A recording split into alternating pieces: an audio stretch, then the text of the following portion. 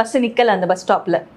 வேகமா நீங்க ஓடிருக்கீங்க. நீங்க வந்து என்ன நடந்துச்சு நீங்களே சொல்லுங்களேன். பஸ்ஸுக்கு வெயிட் பண்ணிருந்தேன், பஸ் நிக்கல, அதனால பஸ் ஓடி போய் ஏறினேன். பஸ் ஓடி போய் ஏறினீங்க. ஓகே.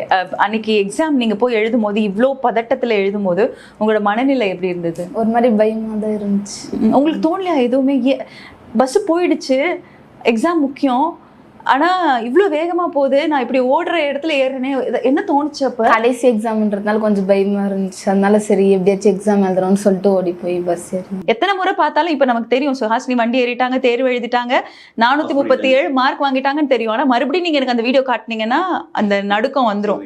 ஒரு பெத்தவங்களா இப்படி ஒரு வீடியோவை பார்க்கும்போது உங்களுக்கு ஃபர்ஸ்ட் என்ன தோணுச்சுங்க ஐயா?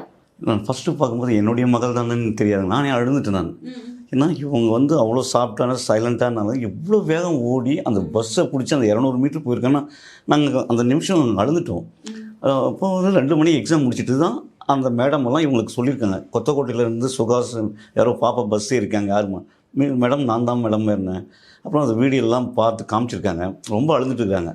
அழுந்துட்டு அவங்களே வந்து ஒரு காரில் கொண்டு வந்து வீட்டில் விட்டு போனாங்க. அப்புறம் சரி பாப்பா வந்து அம்மாங்க திடீர்னு பேசணும், இந்த மாதிரி பஸ் என்னம்மாச்சு, ஏன்டா எக்ஸாம் எழுதுனியா இல்லையா, என்ன சொல்லுமா, இல்லைப்பா பஸ்ஸில் மிஸ் பண்ணிவிட்டு திருப்பி ஏறிட்டும்பா, அதனால் நிறைய இப்போ டிவிலெல்லாம் இன்றைக்கி அதெல்லாம் வந்துடுச்சு, இதெல்லாம் பிரச்சனை வருமா, ஒன்றும் ஆகாதும்மா, நீ அவ்வளவும் கஷ்டப்பட்டு பஸ்ஸை பிடிச்சி ஏறி எக்ஸாம் எழுதிட்டு வந்திருக்குன்னா அது ரொம்ப பெருமையான விஷயம்.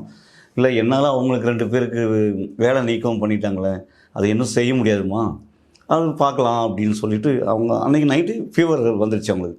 ஏன்னா அந்த உடம்புல அந்த வலுவான ஒரு இதுவும் கிடையாது. அது எப்படி ஒன்றாங்கன்னு எங்களுக்கே ஆச்சரியம்.